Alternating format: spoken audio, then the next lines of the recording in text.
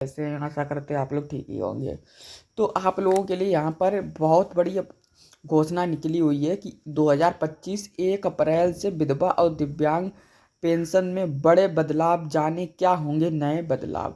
यानी आप लोगों के 1 अप्रैल से पेंशन में बड़े बदलाव होंगे।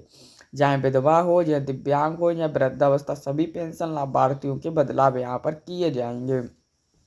ये देख लीजिए आप लोग, आज का ही अपडेट है, यानी आज सुबह ही आपका अपडेट ये निकला हुआ है। तो मैंने सोचा कि आप लोगों को भी अपडेट कर दिया जाए। पर वीडियो स्टार्ट करने से पहले आप लोगों को बता दूं, अगर आप लोग मेरे चैनल पर नए हैं तो चैनल को सब्सक्राइब कर दीजिए, नोटिफिकेशन को ऑल पर कर दीजिए, वीडियो को लाइक करिए, शेयर करिए ऐसी ही वीडियो की जानकारी पाने के लिए। अब यहाँ पे आप लोग पूरा वीडियो को वॉच करना, कहीं भी स्किप ना करना। अगर स्किप कर दिया तो आप लोगों को नहीं समझ में आएगा कि क्या पेंशनस में आप लोगों के बदलाव हुए हैं। चलिए वीडियो को स्टार्ट करते हैं। तो आप लोग देख लीजिए, 2025 1 अप्रैल से विधवा और दिव्यांग पेंशन में बड़े बदलाव। जाने क्या होगा नया बदलाव। भारत सरकार ने पेंशन नियमों में बड़े बदलाव किए हैं जो 1 अप्रैल 2025 से लागू होंगे। इन बदलावों का मुख्य उद्देश्य विधवा और दिव्यांग लोगों को बेहतर आर्थिक सहायता प्रदान करना है।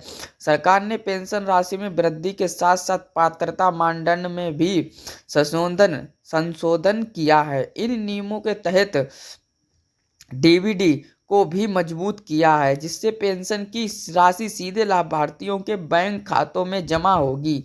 यानी कि इनका कहने का मतलब ये है कि अगर आप लोगों के बैंक अकाउंट में एनपीसीआई लिंक होगा तभी आप लोगों को पैसा मिलेगा, वरना आप लोगों को पेंशन का पैसा नहीं मिल पाएगा। इन बदलावों से वृद्धा, विधवा और दिव्यांग, देख लीजिए मैंने आप लोगों से ऊपर कहा ही था कि तीनों पेंशन लाभार्थियों के लिए बात हो रही है। पर आप लोग सोच रहे थे कि 2 लोगों का लिखा है तो 2 ही लोगों का, नहीं भैया, मैंने बताया था तीनों लोगों की पेंशन के बारे में बताया गया है। विधवा और दिव्यांग लोगों को काफ़ी राहत मिलेगी। सरकार का उद्देश्य है कि समाज के कमजोर वर्गों को वित्तीय सुरक्षा प्रदान की जाए और उनकी जीवन शैली में सुधार लाया जाए। इस लेख में हम इन नए नियमों के बारे में विस्तार से चर्चा करेंगे और बताएंगे कि कैसे ये नियम लाभार्थियों के लिए फायदेमंद हैं। तो वीडियो को आप लोग फुल वॉच कीजिए। अब आप लोगों के लिए बहुत महत्वपूर्ण योजना निकल के आई हुई है, यानी बहुत महत्वपूर्ण बात है।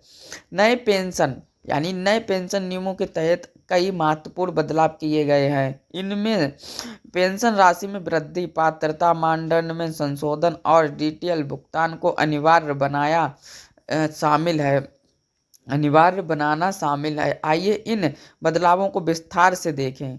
पेंशन योजना का विवरण जानकारी। लागू तिथि 1 अप्रैल 2025 से लागू होगा। लाभार्थी वृद्धा, विधवा, महिलाएं और दिव्यांग व्यक्ति। मासिक पेंशन राशि 3,000 से 10,000 श्रेणी के अनुसार।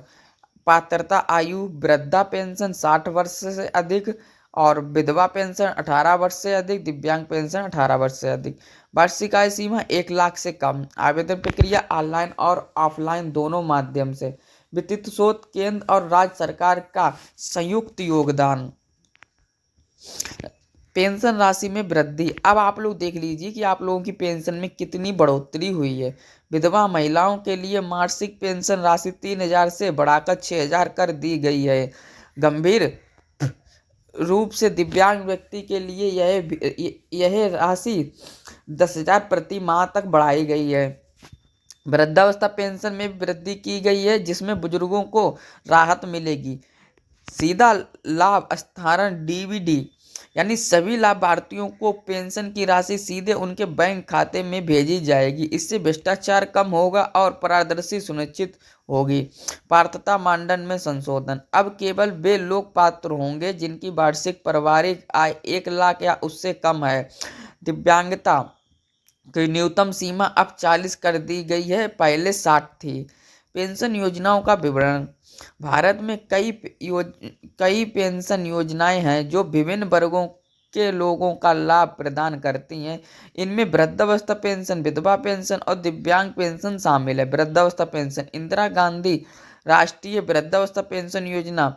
इस योजना के तहत 60 वर्ष से अधिक आयु के नागरिकों को पेंशन दी जाती है। यह पेंशन बीपीएल परिवारों के लिए है। पेंशन राशि 60 से 79 वर्ष के बीच 1,500 से 2,000 रुपये। 80 वर्ष से अधिक के लिए 2500 से 3000 रुपये प्रति माह। विधवा पेंशन, इंदिरा गांधी राष्ट्रीय विधवा पेंशन योजना, यह योजना बीपीएल विधवाओं के लिए जिनकी आयु 40 से 59 वर्ष है। पेंशन राशि 1500 से 2000 प्रति माह। दिव्यांग पेंशन, इंदिरा गांधी राष्ट्रीय दिव्यांग पेंशन योजना, इस योजना के तहत 18 वर्ष से अधिक आयु के दिव्यांगता व्यक्तियों को पेंशन दी जाती है जिनकी दिव्यांगता 40 या अधिक है। पेंशन राशि 1500 से 2500 प्रति माह। आवेदन प्रक्रिया में सुधार, आवेदन प्रक्रिया को सरल बनाया गया है और अब लाभार्थी ऑनलाइन और ऑफलाइन दोनों माध्यमों से आवेदन कर सकते हैं। ऑनलाइन आवेदन के लिए UMANG ऐप्स या सरकारी वेबसाइट पर उपयोग किया जा सकता है। ऑनलाइन आवेदन प्रक्रिया, डाउनलोड करें या सरकारी वेबसाइट पर जाएं, मोबाइल नंबर और OTP के माध्यम से लॉगिन करें, NSAP योजना को खोजें और अप्लाई ऑनलाइन पर क्लिक करें। आवश्यक जानकारी भरें और फोटो अपलोड करें, आवेदन जमा करें। ऑफलाइन आवेदन प्रक्रिया, नज़दीकी पंचायत या नगर निगम कार्यालय जाएं, आवश्यक कागजों के साथ आवेदन पत्र जमा करें, अधिकारी द्वारा आवेदन की जांच की जाएगी और आगे की प्रक्रिया शुरू की जाएगी। यानी कि जो बड़े अधिकारी होंगे वो आप लोगों के घर पर भी आ सकते हैं जांच करने के लिए, क्योंकि जब तक आप लोगों की फार्म की जांच नहीं होगी तो आप लोगों को पैसा नहीं मिलेगा। डिटेल भुगतान अनिवार्यता, अब सभी पेंशन भोगियों के लिए डिटेल भुगतान प्रणाली अनिवार्य कर दी गई है। इससे समय पर भुगतान सुनिश्चित होगा और नकद लेन देन की जरूरत खत्म होगी। डिजिटल भुगतान के लाभ, पारदर्शी सभी लेन देन का रिकॉर्ड ऑनलाइन उपलब्ध होगा। समय पर भुगतान, पेंशन की राशि सीधे बैंक खाते में जमा होगी।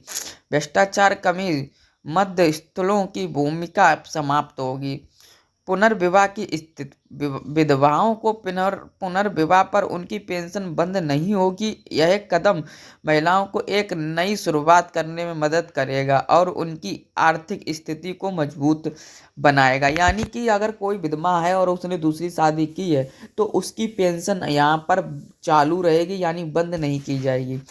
पुनर्विवाह के लाभ, आर्थिक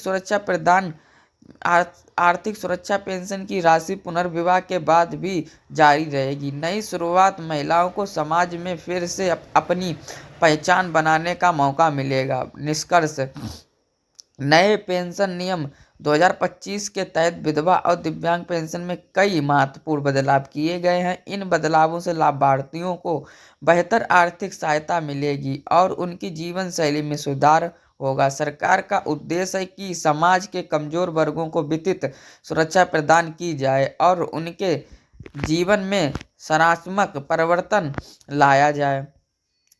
यह लेख सामान्य जानकारी के लिए है और किसी भी सरकारी योजनाओं के आधिकारिक कागजों का स्थान नहीं लेता है। वास्तविक जानकारी के लिए संबंधित सरकारी विभागों से संपर्क करें।